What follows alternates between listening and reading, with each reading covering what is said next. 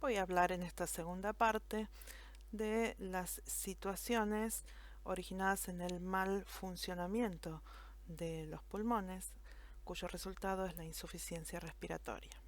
Vamos a aclarar algunos conceptos, algunos términos.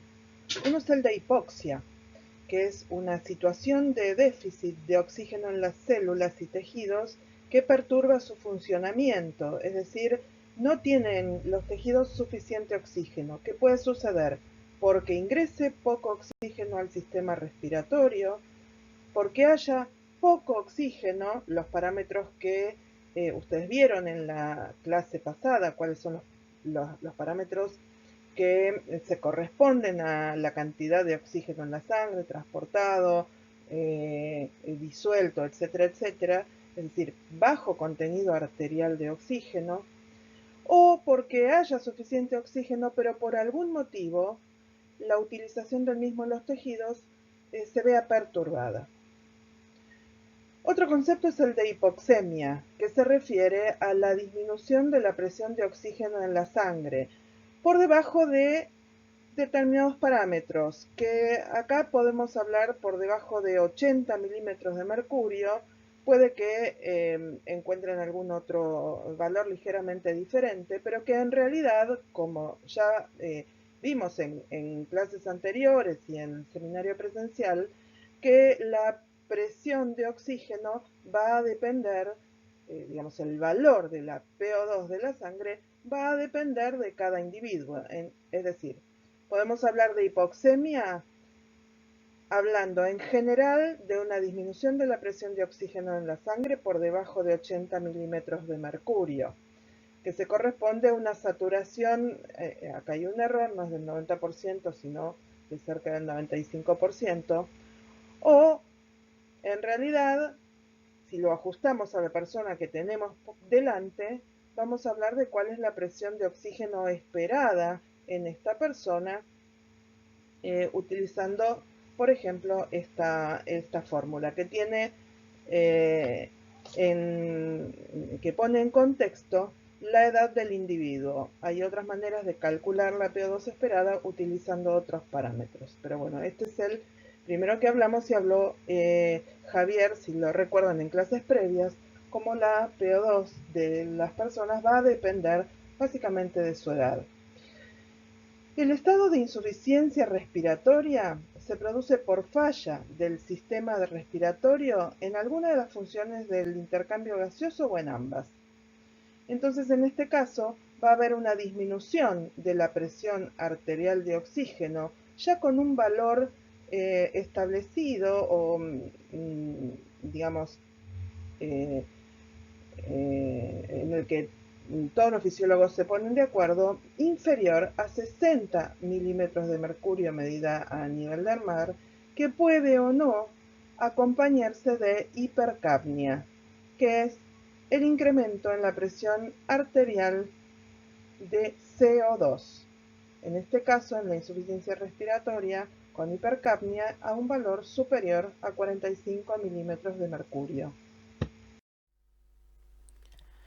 Vamos a hablar un poquito de los mecanismos de hipoxemia que en la mayoría de los casos es el resultado de insuficiencia respiratoria, de insuficiencia o de mal funcionamiento del sistema respiratorio. Dije en la mayoría, no en todos. Las causas de hipoxemia, los mecanismos de producción de hipoxemia son los siguientes: hipoventilación alveolar, trastornos de ventilación-perfusión, trastornos tipo Shunt y trastornos de la difusión. En la hipoventilación alveolar se llega a la hipoxemia por falla concreta de los fenómenos ventilatorios. Estas alteraciones ventilatorias pueden estar originadas en el sistema nervioso central por falla en el control neurológico de la respiración, por fallas neuromusculares, enfermedades primarias del tórax y los músculos torácicos que disminuyen la función, los movimientos ventilatorios, o que estos movimientos ventilatorios disminuyan, se hagan ineficientes por agotamiento de los músculos torácicos. Obviamente al ingresar menos aire vamos a tener buena relación BQ, pero vamos a tener un ingreso disminuido de oxígeno al alvéolo, motivo por el cual la hematosis va a ser ineficiente. El otro trastorno o génesis de hipoxemia es el del trastorno de ventilación-perfusión, y acá traemos a colación estas desigualdades de ventilación-perfusión que nos dan origen a varios modelos patológicos. El modelo tipo Shunt, situaciones en que el alvéolo está perfundido pero no ventilado, o situaciones tipo espacio muerto, donde el alvéolo está ventilado pero no perfundido. ¿Qué pasaría en este caso? ¿Recuerdan este esquema del alvéolo que en lugar de aire está ocupado por líquido inflamatorio? Por ejemplo, una neumonía. Entonces, ¿qué modelo sería este? Vemos que el capilar está indemne, prácticamente indemne. Entonces, este sería un modelo en el que el alvéolo está bien perfundido, pero no ventilado. El modelo tipo Shunt. Alteración BQ tipo Shunt. En este otro caso, lo que vamos a ver es una alteración que sigue el modelo del espacio muerto. Acá lo que vemos es la representación de un vaso que está tapado, que está trombosado y no permite la ventilación alveolar. Esto puede pasar, por ejemplo, en una situación que es el embolismo de pulmón. Entonces vamos a tener que se interrumpe la circulación, aunque los alvéolos sigan ventilados. Acá la hematosis también es ineficiente. Ahora bien, en este caso, el trastorno tipo Shunt primario no tiene intervención del sistema respiratorio. En este esquema lo que vemos es que hay una mezcla de sangre desoxigenada y oxigenada adentro del corazón.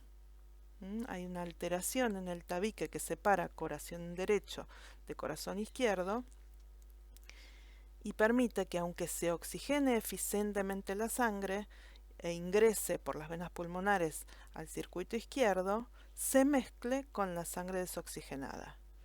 En ese caso, de la arteria aorta va a salir sangre que no va a estar completamente oxigenada por motivo de este defecto.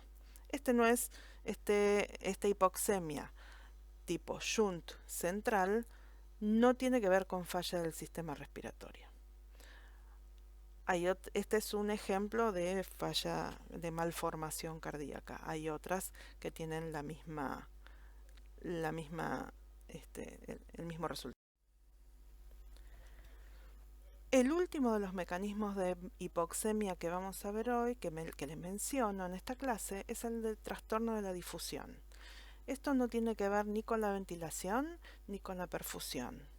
Este trastorno tiene que ver con la barrera alvéolo capilar y el tránsito capilar. En realidad, lo que está mal no es el tránsito, sino la barrera alvéolo capilar. ¿Qué es lo que sucede? Por algunas enfermedades en las que la barrera alvéolo capilar se perturba, se hace más gruesa, ¿sí? Como se puede ver acá en este esquema, comparado con esto, lo que se interpone entre el aire y el vaso está más engrosado. La difusión de oxígeno del alvéolo en la sangre se va a ver severamente perturbada. No va a alcanzar ese tercio de tiempo de tránsito capilar en el que el eritrocito se satura. Va a tener que ocupar probablemente todo el tiempo de tránsito capilar, o 2/3 o todo el tiempo de tránsito capilar. ¿Por qué? Porque la barrera está engrosada, y se acuerdan que, según decía nuestro amigo Fick en su ley, la difusión depende, entre otras cosas, del espesor de la barrera. Es posible que estos pacientes inicialmente, o una persona que tenga una de estas enfermedades, inicialmente no tenga perturbación, pero sí, al aumentar el flujo, y al disminuir el tiempo de tránsito capilar no se pueda producir la saturación. Muy bien, hasta aquí llegamos con esta clase de insuficiencia respiratoria.